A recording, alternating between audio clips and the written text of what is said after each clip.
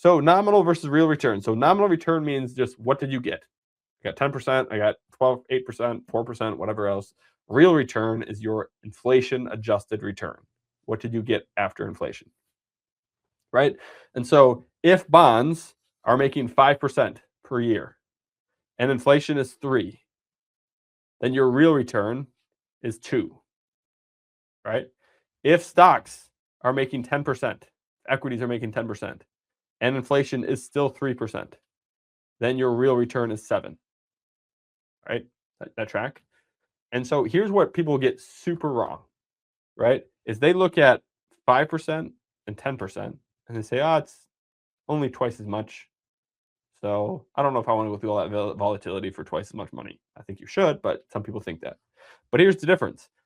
Real return is all that matters, right? So your real return on bonds in this case is only 2, and your real return on stocks or on equities is 7, right? So nominal return, you have 2x the return of equities over bonds.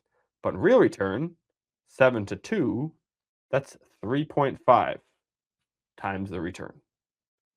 And so it's not that you just double your money investing in equities, being business owners is the best business in the world.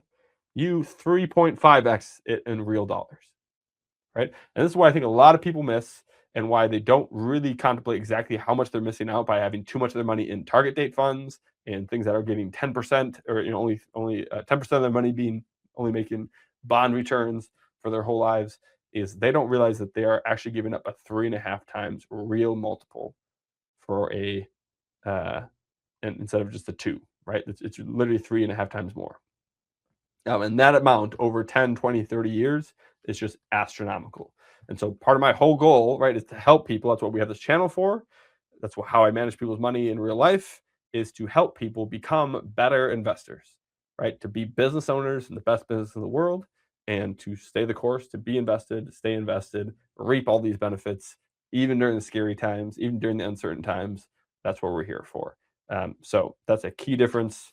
And if we don't understand that, then I think it's going to help us. We're going to keep leaving more on the table than we need to.